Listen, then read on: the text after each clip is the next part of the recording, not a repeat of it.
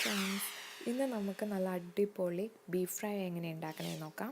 അതിന് ഒരു 1/2 kilo beef കഴുകി വൃത്തിയാക്കി ഒരു പ്രഷർ കുക്കറിൽ എടുത്തിട്ടുണ്ട്.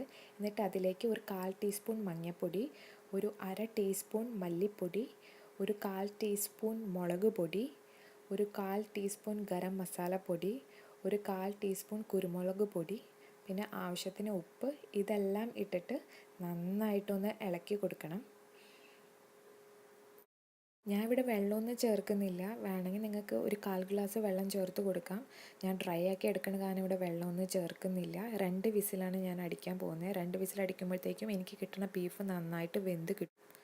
ഞാൻ ഇവിടെ വഴറ്റാൻ വേണ്ടിയിട്ട് ഒരു 2 വലിയ സവാള എടുത്തിട്ടുണ്ട്, ഒരു എരിവുള്ള പച്ചമുളക് എടുത്തിട്ടുണ്ട്, 6 അള്ളി വെളുത്തുള്ളി എടുത്തിട്ടുണ്ട്, അതേപോലെ ഒരു വലിയ പീസ് ഇഞ്ചി. ഇതൊക്കെ ചെറിയ പീസസായിട്ട് കട്ട് ചെയ്തെടുക്കണം. ഒരു പാൻ എടുക്കുക, അതിലേക്ക് ഒരു 2 ടേബിൾ സ്പൂൺ വെളിച്ചെണ്ണ ചേർക്കുക. എണ്ണ നന്നായിട്ട് ചൂടാകുമ്പോൾ അതിലേക്ക് നമ്മൾ ചതച്ച് വെച്ചിരുന്ന ഇഞ്ചും വെളുത്തുള്ളിയും പച്ചമുളകും ഒക്കെ ചേർത്ത് കൊടുക്കുക. നന്നായിട്ട് വഴറ്റുക. ഒരു ഗോൾഡൻ ബ്രൗൺ കളർ ആവുന്ന വരെ നമുക്ക് വഴറ്റണം. ഒരു ഗോൾഡൻ ബ്രൗൺ കളർ ആയിട്ടുണ്ട്. ഇനി ഇതിലേക്ക് നമ്മൾ നേരത്തെ കട്ട് ചെയ്ത് വെച്ചിരുന്ന സവാള ചേർക്കാം. എന്നിട്ട് വേപ്പില ചേർക്കാം. എന്നിട്ട് നന്നായിട്ട് ഇളക്കി കൊടുക്കുക. നന്നായിട്ട് വഴറ്റണം. ഈ സവാളയൊക്കെ നന്നായിട്ട് വഴന്ന് വരണം. നന്നായിട്ട് സോട്ടാവാൻ വേണ്ടിയിട്ട് നമുക്ക് ഇത്തിരി ഉപ്പ് ചേർത്ത് കൊടുക്കാം. ഇപ്പോൾ സവാളയുടെ കളറൊക്കെ നന്നായിട്ട് മാറിയിട്ടുണ്ട്. ഇനി നമ്മൾ കുറച്ച് നേരം കൂടെ ഇട്ട് വഴറ്റണം. കുറച്ചും കൂടെ നല്ലൊരു ഗോൾഡൻ ബ്രൗൺ കളർ ആവുന്ന വരെ വഴറ്റണം. സവാളയൊക്കെ നന്നായിട്ട് വഴന്നിട്ടുണ്ട്. ഇനി നമുക്ക് മസാല പൊടികൾ ഇതിലേക്ക് ചേർത്ത് കൊടുക്കാം. നമ്മൾ ഓൾറെഡി നേരത്തെ ബീഫ് വേവിച്ചപ്പോൾ ചേർത്ത് കൊടുത്തിട്ടുണ്ടായിരുന്നു.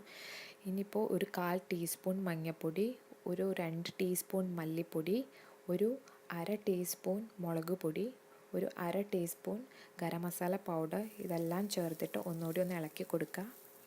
ഇനി നമുക്ക് അതിലേക്ക് ഒരു 1/2 ടീസ്പൂൺ കാശ്മീരി ചില്ലി പൗഡർ, ഒരു 1/2 ടീസ്പൂൺ പെരുംജീരകത്തിൻ്റെ പൊടി, ഇതൊക്കെ ചേർത്ത് കൊടുത്തിട്ട് നന്നായിട്ട് ലോ ഫ്ലെയിമിലിട്ട് നന്നായിട്ട് റോസ്റ്റ് ചെയ്യണം. നമ്മുടെ ഈ മസാലയൊക്കെ കരിഞ്ഞു പോവാതെ ശ്രദ്ധിക്കണം. അതുകൊണ്ട് എപ്പോഴും ലോ ഫ്ലെയിമിൽ ഇടാൻ പാടുള്ളൂ. നന്നായിട്ട് ഇളക്കി യോജിപ്പിക്കുക. ഇപ്പോൾ എൻ്റെ കയ്യിൽ കിട്ടിയ ബീഫ് നന്നായിട്ട് വെന്തിട്ടുണ്ട്. ഞാൻ 2 വിസിലാണ് അടിച്ചത്. അപ്പോഴത്തേക്കും നന്നായി വെന്തിട്ടുണ്ട്. നമ്മുടെ കയ്യിൽ കിട്ടുന്ന ബീഫിൻ്റെ കുക്കിംഗ് ടൈം ഡിഫറെൻ്റ് ആയിരിക്കും. സോ അത് ശ്രദ്ധിച്ചിട്ട് വേണം നമ്മൾ കുക്ക് ചെയ്യാൻ വേണ്ടിയിട്ട്. ഇപ്പോൾ മസാലയൊക്കെ നന്നായിട്ട് റോസ്റ്റായി കിട്ടിയിട്ടുണ്ട്. ഇനി നമുക്ക് പ്രഷർ കുക്കറിൽ നിന്ന് ബീഫിൻ്റെ സ്റ്റോക്ക് ഇത്തിരീശ നമ്മൾ ഈ മസാലയിലേക്ക് ചേർത്ത് കൊടുത്ത് നമ്മൾ നന്നായിട്ട് ഈ മസാല നന്നായിട്ട് റോസ്റ്റ് ചെയ്യണം. അപ്പോൾ ബീഫിൻ്റെ സ്റ്റോക്ക് ആഡ് ചെയ്യണോണ്ട് ആ ഒരു ബീഫിൻ്റെ ഫ്ലേവർ ശരിക്കും ആ മസാലയിലേക്ക് ഇറങ്ങും.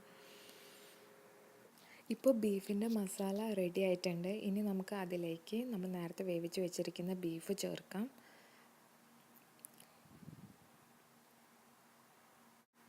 ഇനി നമുക്ക് നന്നായിട്ട് ഇളക്കി കൊടുക്കാം. ഇനി മസാലയൊക്കെ ഈ ബീഫിൻ്റെ ഉള്ളിലേക്ക് പിടിക്കണം. അപ്പോൾ അതിന് വേണ്ടിയിട്ട് നമ്മൾ നന്നായിട്ട് ഈ മസാലയിലിട്ട് ബീഫ് വേവിക്കണം.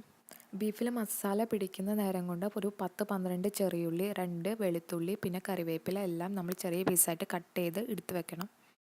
ബീഫിൽ നമ്മൾ തക്കാളി ഒന്നും ചേർത്തിട്ടില്ല. അപ്പോൾ പുളിക്ക് വേണ്ടിയിട്ട് ഒരു വലിയ ടേബിൾ സ്പൂൺ നമ്മൾ വിനീഗർ ചേർത്ത് കൊടുക്കണം. നമ്മൾ ഒരു ചട്ടി വെച്ച് ചൂടാക്കണം. അതിലേക്ക് ഒരു ടേബിൾ സ്പൂൺ വെളിച്ചെണ്ണ ചേർത്ത് കൊടുക്കണം. ഒരു 8 മണി ഉലുവ ചേർത്ത് കൊടുക്കണം. എന്നിട്ട് ഉലുവ പൊട്ടി തുടങ്ങുമ്പോൾ അതിലേക്ക് നമ്മൾ 2 വറ്റൽമുളക്,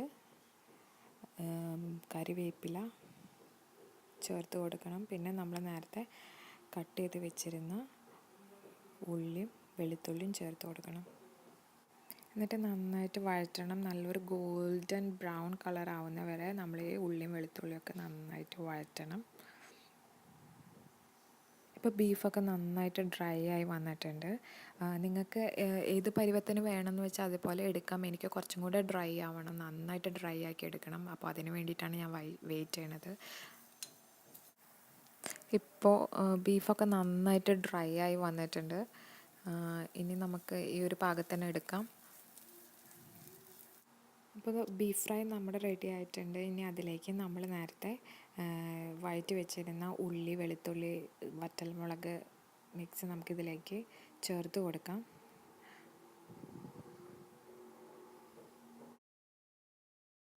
നല്ല അടിപൊളി ബീഫ് ഫ്രൈ റെഡി ആയിട്ടുണ്ട്. നിങ്ങളെല്ലാവരും ട്രൈ ചെയ്ത് നോക്കണം.